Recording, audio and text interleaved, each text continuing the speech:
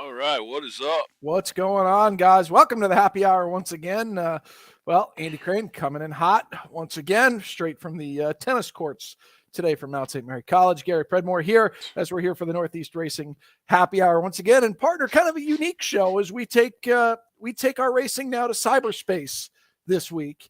Talking to one of the best on the net right now, Bobby Rafferty, who has a race he's going to participate in, and he's going to talk a little bit more about it here in a little bit. But listen, sim racing has become such a big thing in the world of auto racing. Oh, yeah. So we're going to learn a little bit more about it with a guy that does it at a very, very high level. And listen, I dabbled in it a little bit. I know you did as well. Yeah. It's kind of like, I was thinking about it on the way over here, 95 miles an hour of Fostertown Road, trying to make it here to the show on time. That it's kind of like the modern day legend car.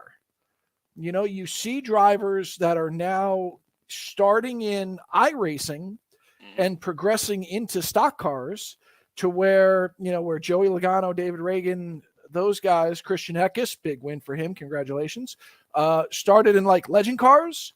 You're seeing guys like Ty Majeski and Raj Karuth jumping into iRacing, William Byron jumping into iRacing, and getting to the big levels of NASCAR. So I kind of thought this is kind of the legend car of the Gen Z or Y or whatever gen we're in now. It's like the freaking gen cars with the cup cars. But listen, we know Bobby got a race here coming up, so let's pop them up, get right into it right away, and bring up Bobby Rafferty, ladies and gentlemen. What's going on, guys? Bobby, what's going Bobby? on? He's set, ready to go. He's got the background. He's at literally the steering wheel right now. I love it. Yep. As soon as I'm done with you guys, the VR headset gets thrown in and we're set to go. Perfect. So we were just saying, Bobby, and listen, you're a guy that has raced in real life, been successful at the Bethel Motor Speedway and other places as well, and now kind of dove headfirst into iRacing here, or the sim racing side of things. And we kind of said it's kind of the modern day legend car. You're seeing a lot of guys. Now, you kind of did the reverse, but you're seeing guys get their start in iRacing and then going on to all levels, not just like the Cup Series or the NASCAR side of things. Dirt modified, late model, and sprint car guys are cutting their teeth now in iRacing. Yeah, no doubt about it. I mean, I started... Man, I was back still living in Jersey. My father was still alive, so that tells you how long ago it was. Probably about 2000, I think it was 2010, I joined the service, and I was just a young kid at that point, and I said, looking for an oval track game, because young kid, I'm playing Xbox with my friends, and there's no racing games that, scratch that itch for me. And I came across this service called iRacing. And I was old enough at that point. I said, you know what? I'll go out and buy $100 or $150 pedal and wheel set, strap it to the desk, steal one of my dad's old drafting computers, and see what it's about. And when we first started out, there was no dirt racing on the service. There was very few road courses, very few oval, or should say road tracks, oval tracks, but they had the connection to NASCAR already at that point. But to see where it's progressed over the years, over 10 years, give you an idea. My member number on there is in the 50,000s. Right now, it's in the upper 500,000s of members, of people that are on iRacing. So, and you have so many different disciplines. Almost every road course car you could think of. Open wheel oval, NASCAR oval, late models, modifieds, legend car, street stocks, and then same thing on the dirt side. We even have our beloved Northeast big blocks and small blocks on the iRacing service, and Weesport Speedway is on there. They just got Lincoln. So, it's a great place for guys that, like you said, they want to start their career there, or guys that, like me, I've got my kids now. If we're going to go back racing, it's going to be with Kaylin or Joseph. I'm done.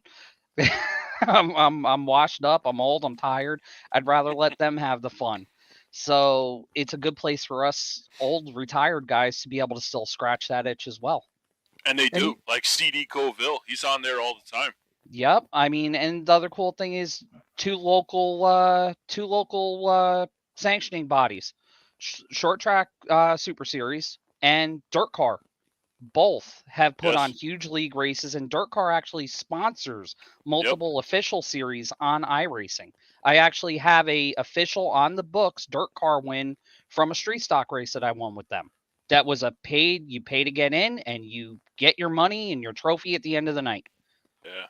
Well, I'm glad you touched on, because that's kind of where I was going, where this isn't just like guys sitting in mom's basement with Cheeto dust on their fingers. Oh. This is a real deal where like real deal money is involved, to where a lot of these guys quit driving the real cars and still are making the same amount of money, same amount of payout as what they get at their weekly short tracks, running like these online series and leagues and stuff like that. Absolutely. I mean, the two dirt world championship series that are sanctioned World of Outlaws series, where the champion gets crowned at Charlotte. Both of those, I think, are paying $20,000 or $25,000 to win. And then the NASCAR series, and then the Porsche Cup series on the roadside. Hold on to your seats. Champion walks away with $100,000. Yeah, we're talking legitimate money, and COVID definitely helped a lot of things. I hate to say that, but if one benefit from COVID was, for at least for us on the sim side, everybody was sitting at home locked in their house. I want to see a race. I want to go to a race. And you had an influx of guys coming into the sim racing side. And then also all the major sanctioning bodies were dying for content. And where could you get that content at that point? You can get it within the sim racing world and with iRacing. NASCAR put on multiple events. IMSA put on multiple events. Same thing with the World of Outlaws. So, because of that, it's blown up, in the level of competition. And this is coming from somebody that's done it for 20 years in real life. The level of competition at the higher levels in iRacing is just as good, if not harder, than it is in real life, because instead of having 10 guys that could win a feature, you got to fight with 250 guys to even get into the main lobby to then get a chance to get in the feature. It's insane. Now you talk about the influx. I know, I was big into it during COVID.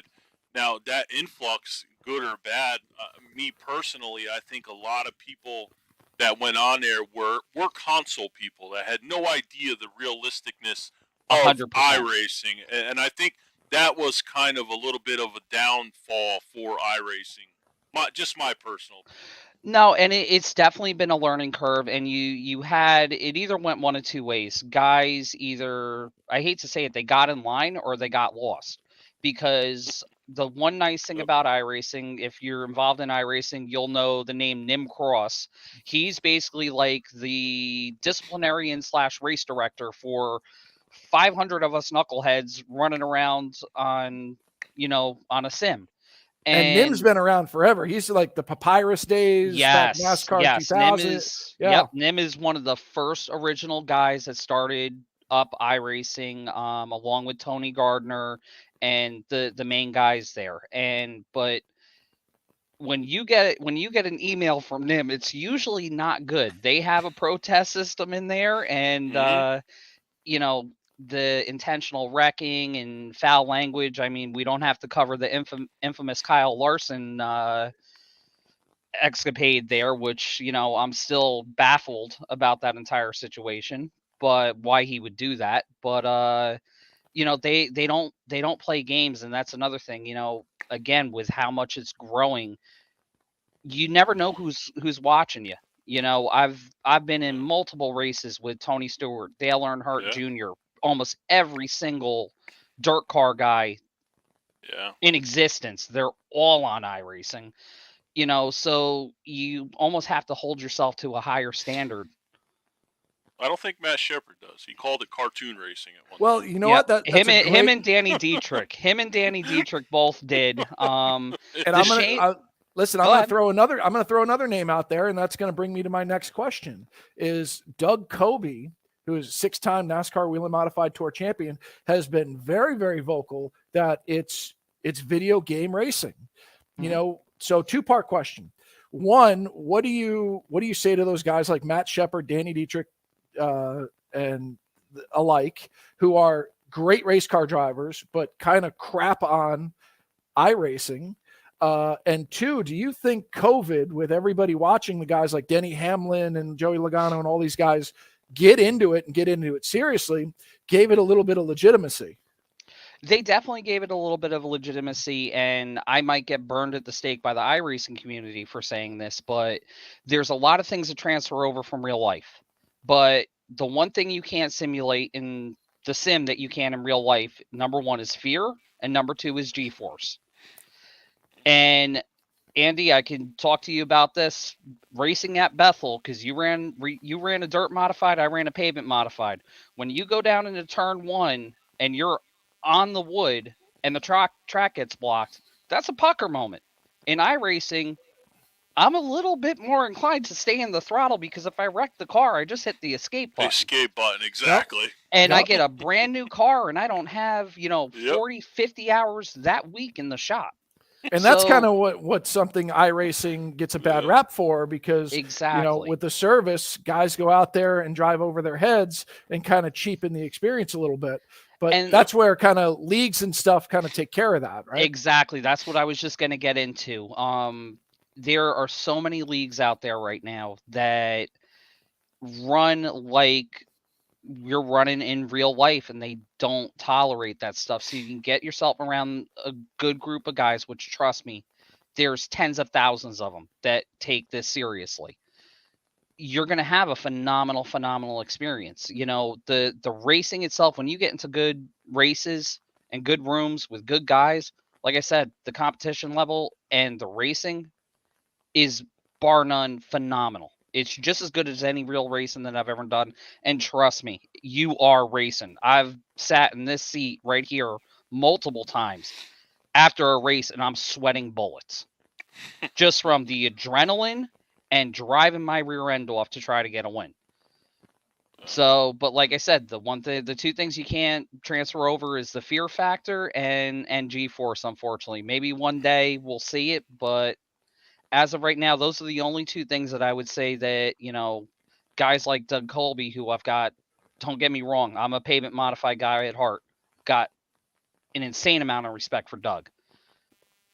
That's about the only thing that he's got on, it's video game cartoon racing.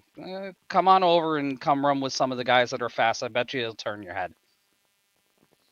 Now, you talked a little bit about, you can't feel the G-forces, and they're starting to make machines now that tip and tilt and motion sensors and this and that.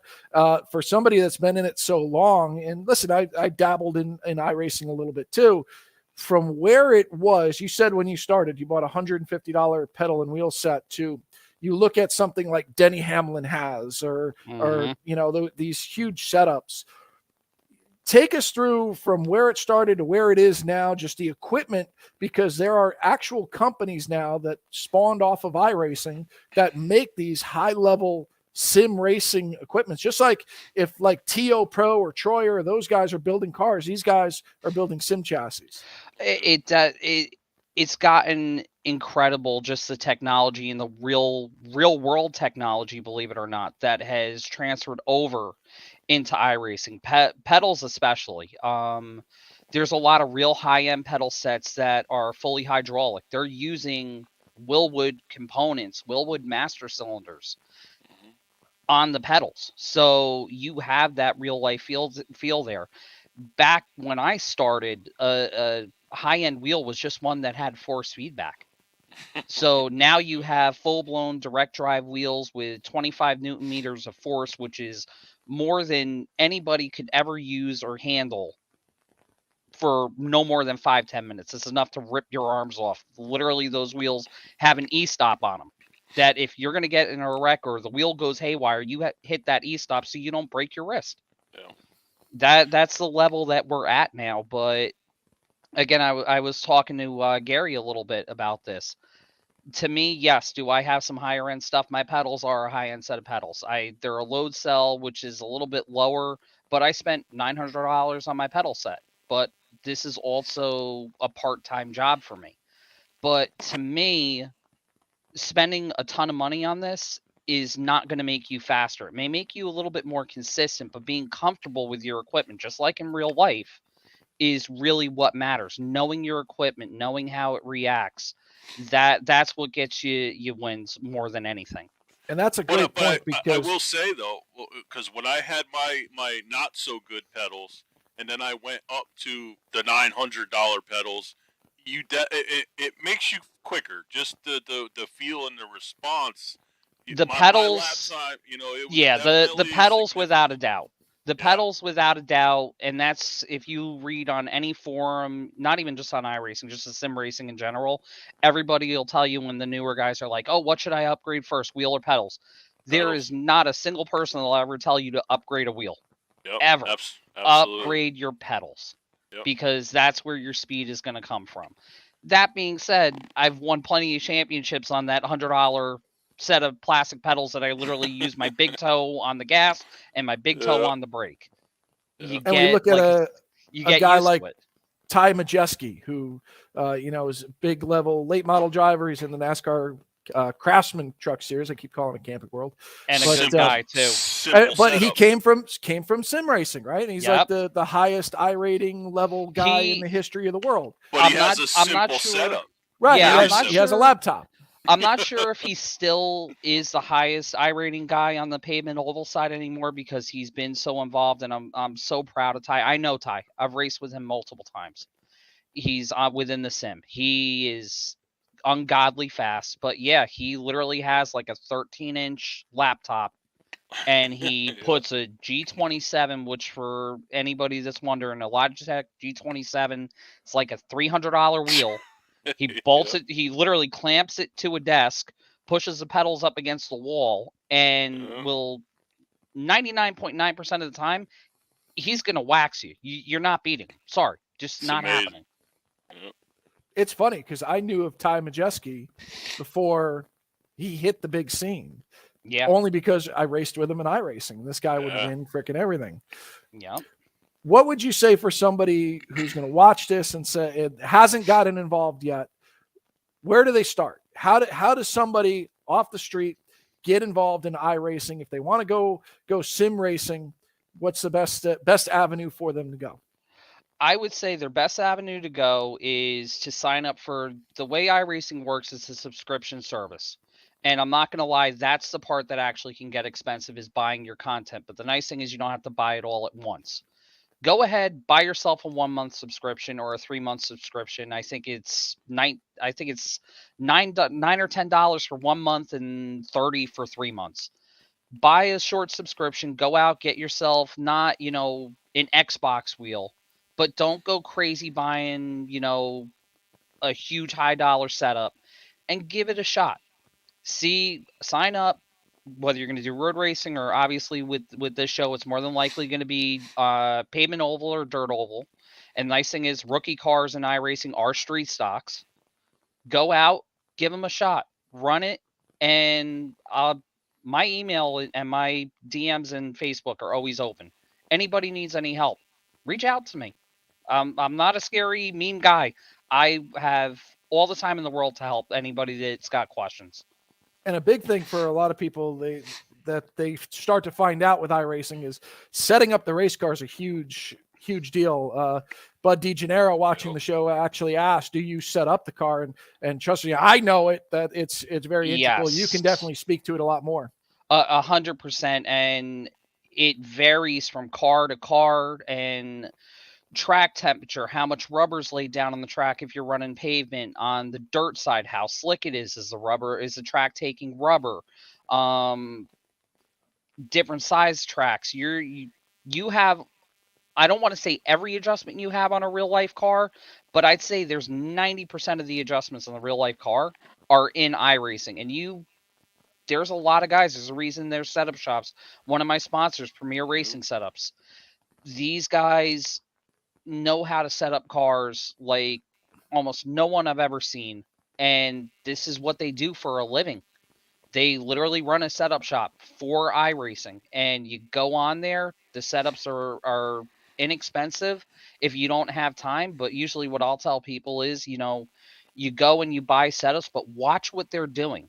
And teach yourself or ask questions. A lot of the setup shops, not just Premier, have coaching sessions with drivers. This is what you do in this situation. This is what you do in that situation. But you legitimately have to know how to set up a car and know how to read a track and read temperature. And is the sun going down? Is it, what's the dew ratio at? All these things come in factor in iRacing, which is wild to think about, because at the end of the day, it's a computer simulation. And it's that close to real life. And it has come to the track temperature changing and stuff that you've talked about is things that are added. And the one thing that you can say about iRacing, it's always dynamic. It's always 100%. Something new, always something different. Because again, when I did it, 10 or so years ago, it was, if you raced on dirt tracks didn't change. It was what it was. Yep. Now it's like it goes away, it gets slick, you've got to find the groove. It's literally real life. Not Knoxville. I ran one race at Knoxville where the turns and the cushion up top was literally a cornfield. We were jumping the cars. It was that bad, to the point where guys were literally ripping the right front of the car off and ending their night. So everybody had to migrate back down to the ice skating rink through the middle and the bottom. And then that started taking rubber. That went away. It just got too gripped up, and guys had to search around some more. So it is as real life gets without a $100,000 toter. That's exactly it. And that's one of the reasons why I'm in this, and I've had opportunities to get in cars again. I'm not going to lie to anybody. I turned them down because my time with my kids right now is more important to me than running around in a race car in real life, because I did it for 20 years. It's a lot of work. It's a lot of money. It's a lot of time. I can't get the time back with them. Racing will always be there. We'll get there again one day. Yeah. And what struck me is when I was buying all my stuff, I literally could have bought another street stock for what I put into Simmer. It blew my mind. And once you start, what do? You just keep going, right? And it was phenomenal. I was blown away because, like I said, my nephew got me into it. I wasn't really big onto it, and then when COVID hit, man, it's just, that's what blew my mind. And then buying all the content, and I was like, man, it's like a constant money pit. Yep, it can be, but again, you always go back to, you think about all the money on the subscription services and everything else. Even if you were to buy, let's see, if you bought 3 tracks a week, or say even 4 tracks a week, that's one right rear on a modified. Which a track for those who don't know is like $14, $15. Cars are about the same, and you own the license to them. Where it doesn't go away. Bobby, I know you got a race going on, but tell us a little bit about the race. I know a big deal for you guys raising some money tonight. Yeah, so tonight we're going to be running in the Cool Ray Pro Late Model Series, which is a invitational only series. Tonight we're actually running at Bristol Motor Speedway, dirt version of Bristol Motor Speedway in the Pro Lates. But tonight's pretty special. We are going to be streaming on Ancient World Gaming on Twitch. It's Ancient World Gaming GG. But we are doing a fundraiser for the Extra Life and the Children's Miracle Network, and we are raising funds for Maria Ferrari Children's Hospital. We have a $250 goal. All the funds go to these kids for research, to help them stay housed, food, clothing, whatever they need. So that's another cool thing about the sim racing community. It's not just us doing it. We're involved with Ancient World Gaming over at Exiled. And that team goes from sim racing to Call of Duty to NBA 2K. It's a full-blown esports team that we're involved in. But we're all going to be raising money for the Children's Miracle Network. And I know what our goal is. I don't know if I'm allowed to say what the overall goal is. But there's going to be streams going on almost weekly here for the next couple of months, raising money for all these different hospitals around the country. It's not just going to be for Maria Ferrari. Duke is involved. It's basically whoever is going to be streaming, it's going to be their local hospital that's involved in this. So with their support, with Ancient World support, Premier Racing Setups, Next Level Racing, Sword Dog, Simrap Market, FGR Excel, Design the Void, all of my partners that I have on my team over at Exiled, we're all getting behind this because it's a phenomenal cause. When it comes to kids, Andy, you know me. You see me around my kids. There's nothing more important in the world to me. And with the struggles that we had with Kaylin, with her growing up when she was real little, this hits home. So as soon as they told us about it, I'm all in. Whatever I got to do, I'm all in. So, but we'll be going live here at 8:00. You'll be riding on board with me. You guys will be seeing exactly what I see because I'll be streaming directly from the VR headset. We're running heats, consi, and then a 50-lap feature tonight. And it's going to be also broadcasted on Extreme eSpeed if you want to see the entire race from the outside view as well. Oh, that's cool. Well, awesome stuff, Bobby. You got 3 minutes to sign in, so we'll let you go. Best of luck tonight. Go give them hell, and we'll see you soon, all right? I appreciate you guys. Thank you guys for giving me the opportunity to come on. I greatly appreciate it. All right, man.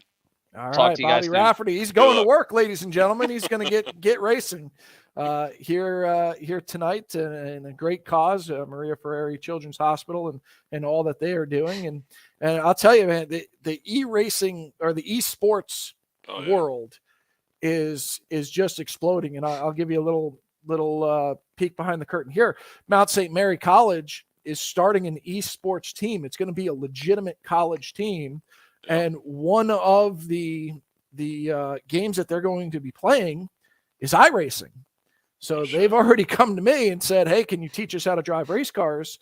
Kind of knowing my background to where, again, my worlds kind of collide there that, and they do 2K sports, the football and the basketball and the Call of Duty. And like big time schools are getting into this, and it's. Let me. I mean, just to prove. Obviously, I'm a big gambler, and you can actually bet on esports. So that just shows you right there where it's going. The world, where it's going on. It's amazing. It really is. And Bobby talked about it. All these major sanctioning bodies, real life sanctioning bodies. And the cool thing, at least for iRacing, that I always thought it was kind of cool, was listen, if you buy a street stock, you invest every dime you have in a street stock, you're only going to race a street stock. If you get a modified and put all your money into a modified, you're only going to race a modified. With iRacing, you can race a modified on dirt or pavement, a prototype car, an Indy car, and a Cup car, an Xfinity, and he could do it all in the same damn night, which is the crazy thing.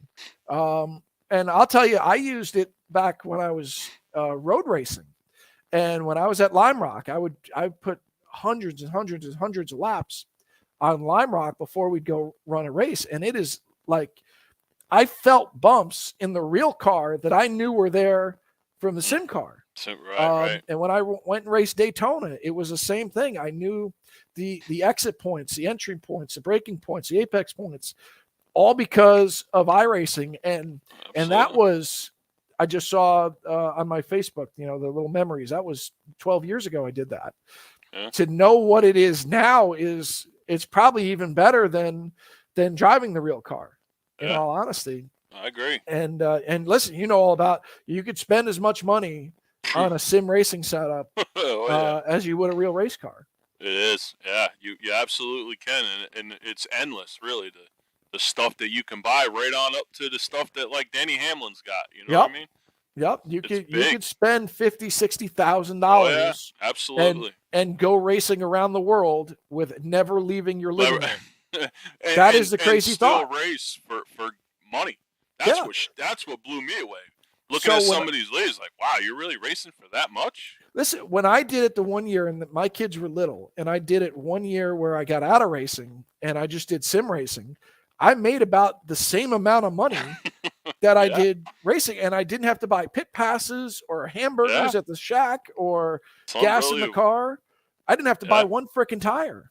Yeah. And, made a couple grand just sitting on my computer. Yeah.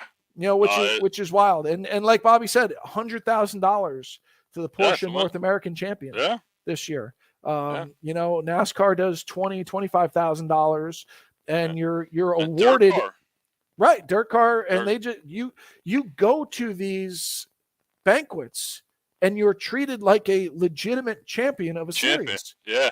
The Michael Conti was the last winner. I think Coca-Cola sponsors it, like the Coca-Cola Pro Series for NASCAR, and he was at Nashville in Nashville, and on the same stage as all the Cup guys. Now there's something we didn't get it. You know, Bobby had to be. He's racing right now. It's 8:01. He's probably turning laps right now. But something to kind of talk about is, you know, some of the real world situations that these guys get into racing in a simulator. He brought up Kyle Larson. Now, things kind of ended up working out for Kyle Larson, but you look at a guy and, his name Scott Speed. He was a Formula One driver. He ran NASCAR for a little while for Team Red Bull. He then got into the pro trucks, and then when iRacing started to do the pro trucks, they hired him to do it. And he went off on somebody, and the guy hit the record button. Yep. You don't hear Scott Speed's name anymore because of what happened in iRacing. Yeah. And that happened to like countless guys. Yep. But, you know, And it's like Bobby was saying, when they send you that, I've gotten one of those emails. I've gotten one or two. Yeah, and it's true. You get that. They take it legit, you know, with the protests and stuff like that, because they don't want, say, riffraff. You know what I mean? They don't want. Yeah, they want it to be legitimate. Yeah, they don't want people just coming in there and wrecking people. It's not your PlayStation. You know, guys are actually spending money to buy this stuff and the subscription. They want to make it. It's not like a kid's game is the biggest thing. When you go on there, you get some kids in the service, but like there are like grown ass men that are in there doing their thing and racing legit. I remember there was a gentleman, David Cater, who passed away a couple years ago, but he was a big setup guy. And Bobby was talking about setups, and he actually ran a camp. He went to it was a church in Texas, and I wanted to go when I was doing this like for real. And they set up computers in this church, and he literally walks through the setup with you, and you learn. And this guy set up cars for like Ray Alfala, who was a huge champion in iRacing. And I got to race with David a couple times and picked his brain, and he would learn. He would learn me. You know, was his saying. He said, "Boy, I'm going to learn you." You know, and I'd race with him, and that's what he did. That's guys paid him a good amount of money to build these fake race cars or race car setups. It's amazing. And when I sold mine, she would roast slingshots, and her parents wanted her to have her something to do all winter. You know what I mean? So she was young, and I credit Kaylee Stripp made her. She raced slingshots. And she was very well, and they bought the simulator from me, and they had her in the simulator and stuff like that. I think it pays off because she did very well this year racing.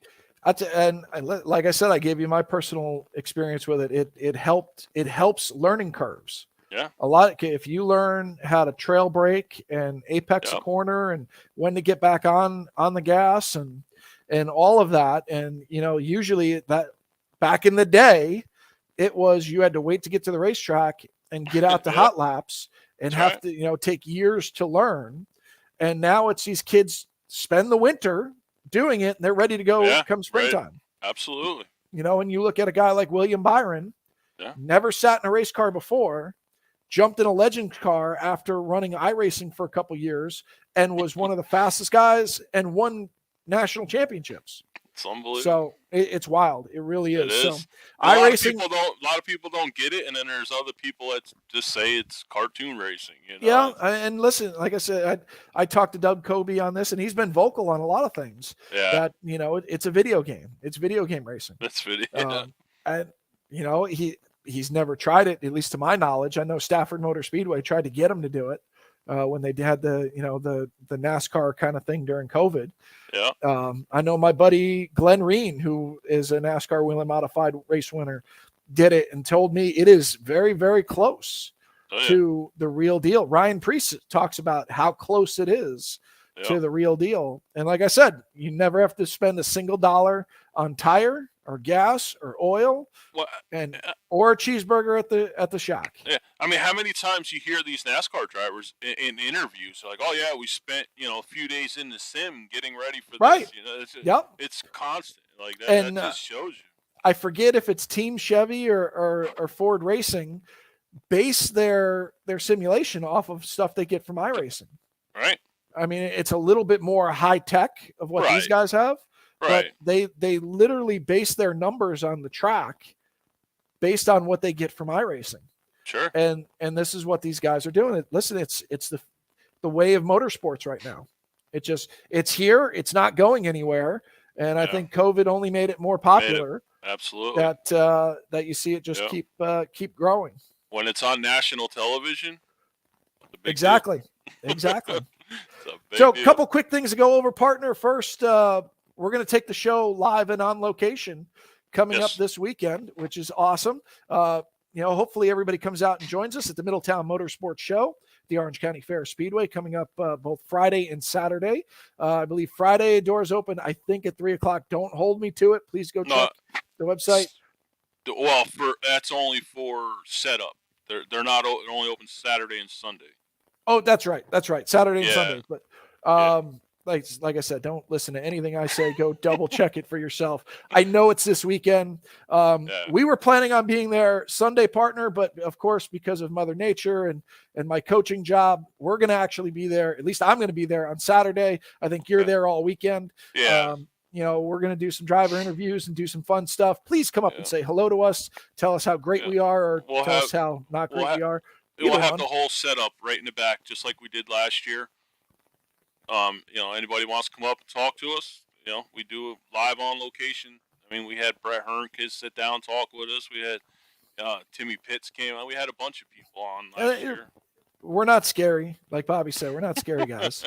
We'll have a lot of fun, and would love to see the guys and girls that interact with us and are a part of the show, because without you fans, there is no show, in all honesty. Right.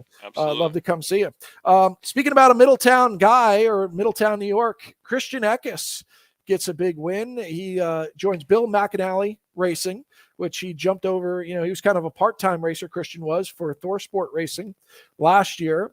Joins Bill McAnally Racing in the Napa 19 car and goes to Victory Lane, which looking online and social media, there's a lot of pride for the track up north, that little pavement oval that where Christian kind of cut his teeth racing, starting in Bandoleros and going up in the legend cars and now as a NASCAR Craftsman truck winner. Yeah, he's a good kid too. He's very humble. When we actually had him on the show last year, definitely a humble kid. Stuck with his little part-time deal and sharing the ride what he had to do last year, and then the whole deal with Kyle Busch and going to a different, to the part-time ride. And now with this ride, I think he's a threat to win the championship personally. And Bill McAnally Racing is a really good team based out west, or at least was originally based out west. That team has won a lot of K&N West Series championships. I don't think they had the right driver in the truck last year. To where I think they have a really good driver in the truck now this year, and I think the results are showing right away. Been up front every week. He has been. He was up front every race so far. Stewie's kind of been hot and cold. Kind of interesting to see. Thought that team would kind of take it. Checkers. Yeah, it seems. I mean, the past 2 years, it's either he's going to do good or he's wrecking. I mean, it sucks. Yeah, it's just one of those deals, I guess. Big news, Formula One. Fernando Alonso got his podium back. I don't know if anybody really cares. I watch it every week. Love it. See, we were me and Jen were actually talking about this at Formula One racing in the United States, because of how it's promoted. gained a lot of fans over, we'll say, the last 2-3 years since that Drive to Survive show came out. Right. To where, you can talk about a Lewis Hamilton or a Sergio Perez or Fernando Alonso. And, in the past, you talk about a Formula One driver. If it wasn't Michael Schumacher, nobody knew who the heck you were talking about. But you start to talk about these guys, and it's surprising to me how many people really know who these Formula One guys are. And it's all based because of the show. Yeah. No, it is.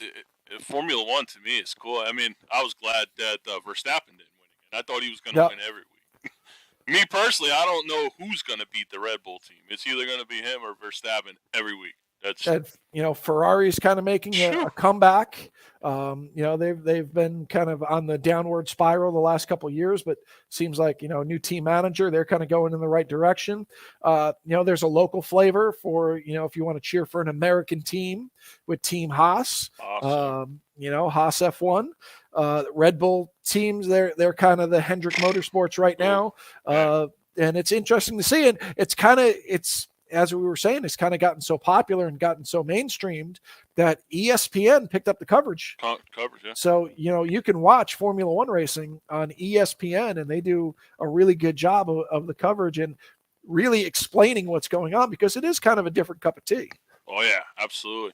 And the best part, it's early in the morning, so you got nothing else to do, and it's early in the morning. First thing to watch, you know what I mean? It is pretty cool. I've become a kind of a quasi fan. I will admit it that it's been cool stuff. And a lot of their stuff that they do with their safety and their technology kind of drifts over into the IndyCar that you start to see too as well. You saw the Halo system. Kind of was developed first at Formula One, and now like the windscreen is used in IndyCar. But something like that, the Halo system saved Romain Grosjean's life. Absolutely. If you don't know who Romain Grosjean is, Google him and see the crash that he went through. There is no way any race car driver should survive that crash, that fireball that he had in Abu Dhabi. That was unbelievable. And he climbed out of the race car. Walked away. Literally out of a fireball. Like I said, if you haven't seen it yet, go Google it, go YouTube it. It's amazing to see that he was literally sitting in a fireball for like a minute and a half and just got up and walked out, which was kind of cool. With just like, burned his hands up pretty good. But other than that, I mean, walked away unscathed, which was kind of awesome. And Drive to Survive did a whole thing about it. YouTube that, because that's awesome to kind of see the behind the scene things of litter. And I always love the end of it, because kind of me and Jen are going through it now as she's getting ready for her first race season of him joking with his wife that I survived, I cheated death in auto racing. I'm sure she's not a huge fan of that either, but what else? So, you know what? I get not really an elephant in the room, but I want to give credit where credit is due, and give kind of an attaboy to Bethel Motor Speedway, seeing that the Bud is over. Bud DeGennaro is going to be allowed back at the racetrack. I'm not going to be bashing. I'm not going to throw mud or anything. Just, you know what? You righted a wrong. Good job. And that's what I'm going to kind of leave it at. Bud is the most energetic person, the most dedicated race fan you'll ever have. And, for them to do what they did, I'll have my opinions on them. If you want to hear about them, buy me a beer at the Middletown Motorsports Show this weekend, and I'll tell you all about it. If you're the one I'm making the opinion on, buy me a beer and we'll talk about it. Good job for them to reverse that, and Bud getting back to the racetrack. I think that's awesome. And, hope for a great season for not only just Bud, but hi, honey. Everybody else. Jen just walked in. Okay. So we got that going. Racing's going pretty soon. Practice at the Orange County Fair Speedway is only a handful of weeks away. April 7th. You get somebody to weld that seat in or what? Yes, we got it. Awesome. So I won't be flopping around. You or me won't be flopping around. Yeah, really. That'll be good. Awesome. That's all I kind of have, partner. You got anything else? Did we touch on everything? I think that's about it. Awesome. Well, hopefully Bobby's made it to the A main. Head on over to his stream. I forgot what his stream is. I'm sorry, Bobby. Check it out. Rewind this. You'll find out what it is, and go check him out. And listen, Bobby Rafferty. I think it's Rob Rafferty on Facebook. Yeah. He posts all this stuff. Check it out. The iRacing thing is really interesting. He always posts videos too on his page. Yeah, and He's it's always... like watching Dirt Track Digest or DTR or what Flow Racing. That's what I'm trying to think of. I mean, you watch these league races. There's actually announcers that are I've had a bunch of them come and ask me to do it, and I just never had the time to do it. It's crazy. But like they get legitimate like announcers. I think who's the World of Outlaw guy, Gibson. Yeah, him. What, for the Outlaw? Yeah, Gibson. Tony Gibson. He announced some of those. Oh yeah, some of those World of Outlaw races. World of Outlaws races, yeah. Yeah, which was wild. So cool stuff. A lot of stuff going on. Again, if you're not doing anything this weekend, head out to the Middletown Motorsports Show. Gary's going to be there all weekend. I'm going to be there on Saturday. Come by, say hello. Tell us again how great we're doing, or tell us how we suck. I don't care. Just come up and say hi. Come up, say hi. We'll get you on. We'll talk and let us know what you're doing for the year. Let everybody know what you're doing. Sounds good. And there's a lot going on, which is a beautiful thing about motorsports. There's always something happening for sure. Well, I'm going to get out of here, and I don't know. I got really nothing else to do now, so I'm going to enjoy my night, partner, now that all my work's done. All right. And I will see you Saturday. All right. Sounds good. We'll see everybody Saturday. Thanks for tuning in. Thanks, Bobby. Hopefully, again, he's doing really well. And see everybody at the show. All right, buddy. See ya. Take care.